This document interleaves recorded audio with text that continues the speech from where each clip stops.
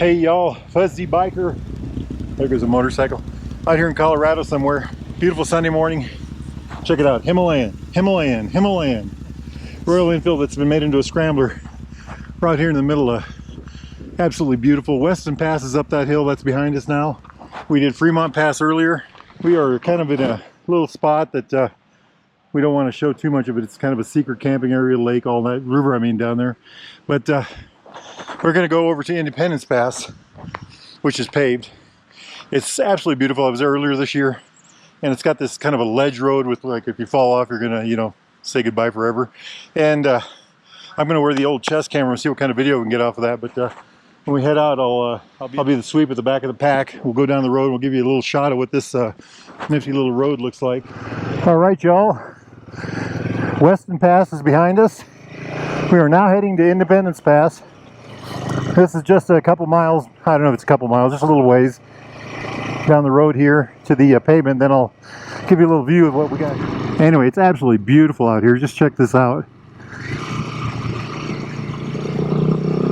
Pine trees. I guess the aspens were in full bloom last week. They're still not bad this week. You know, I love this bike. It's got that big 21-inch tire, the 8-inch suspension in the front. So it just goes right over everything. Oh, here we go. Here's some gold-colored trees, mountains, camping spots everywhere out here. I think it's dispersed camping. You can camp wherever you want, pretty much. So the Himalayan has so much torque. You know, it's 30 foot-pounds, okay? Here's a big bump. But it's all in the right spot. You know, it's got a 6-speed transmission. It just seems to work perfectly no matter what you're doing. Look at the big rocks up there.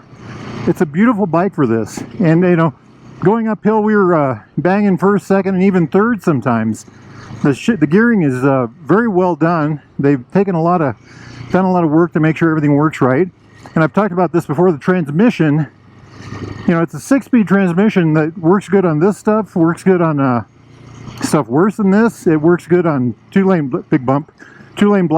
It works good on the interstate. You know, I've driven miles of interstate.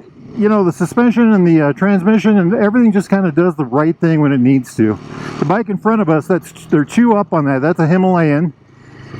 And he's, you know, I rode up here from Iowa with him, and I'm going to ride back with him tomorrow. We've been all over out here and hadn't had any trouble at all. He said the bike's just been perfectly well behaved, plenty of power. Everything just goes and goes and goes. All right, look at this stuff. Big bump, big rocks. That's the other killer thing about this bike. The handlebars. I've had bikes where you hit bumps, hit rocks, and the bars just want to yank out of your hands. You really got to, you know, watch them. But on this bike, it doesn't really do that. And I don't know how they did that. You know, it's got the big 21-inch tire in the front. It's got the upside down fork, so you got low mass on the bottom end. The bars they're not super wide, but they're wide enough. It's got a very rigid structure for the forks, you know, that's hooked to the bike itself. And then, of course, this is a great Showa suspension. The front forks are Showa, and of course the rear shock is a Showa also. It's a link suspension on the back. Look at the beautiful scenery. The golden leaves, the shrubs, the rocks, the mountains. Just gorgeous, gorgeous, gorgeous. This thing is about as sure-footed as a billy goat. This gets kind of pretty down here with the big rock outcrops. I think it's kind of an S-turn through here, I think, if I remember right. Drop it down a gear for some engine braking.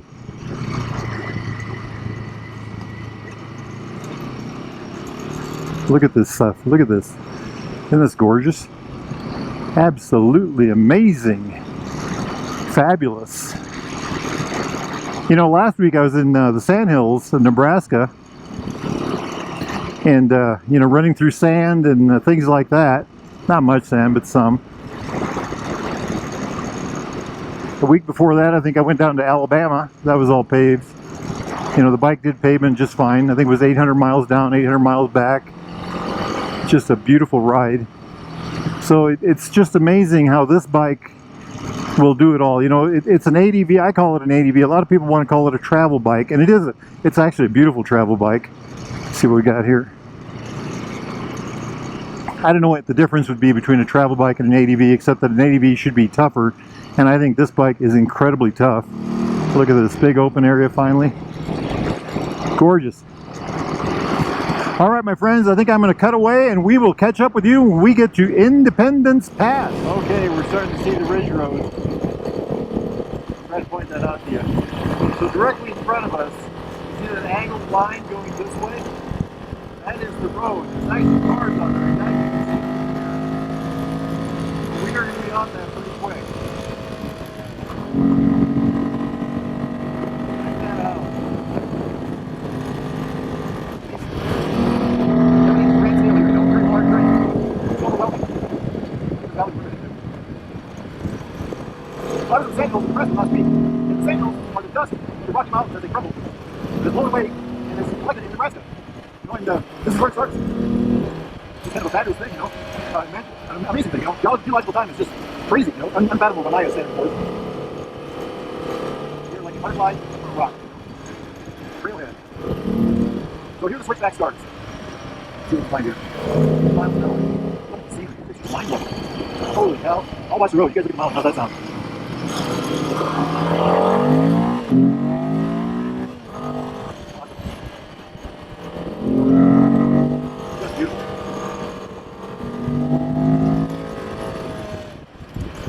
Still the trees here. Soon we'll talk about that. Y'all see that over the right. Left, sorry. That's the valley we're just in. Wow. It's a good road down there. You have to watch out for falling rocks. I've been on your corner rocks. Well, large, but I think it's large loaves of bread. Loaves of bread.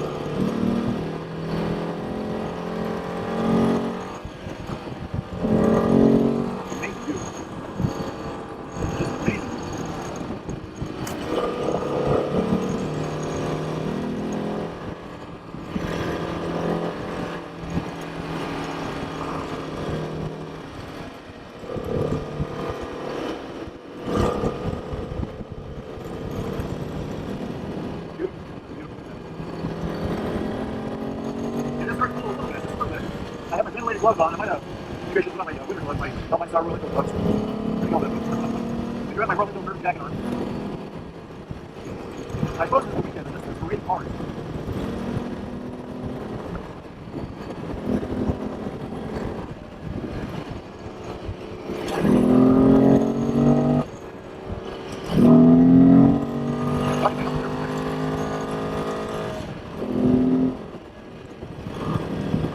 Okay, I think we were driving out of the trees. Getting closer.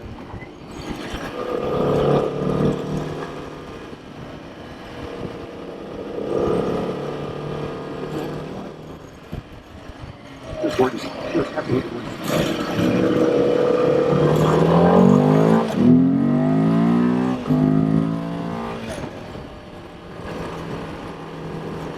Beautiful.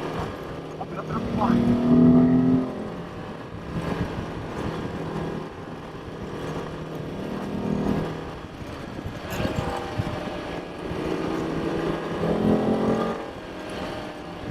Two trees.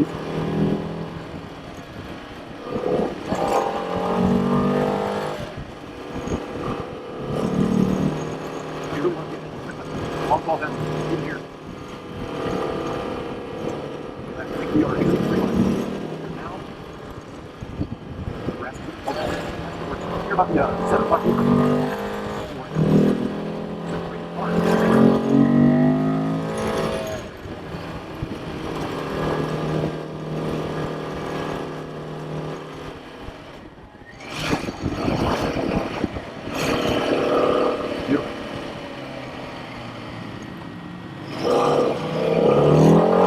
Rocky road, I think.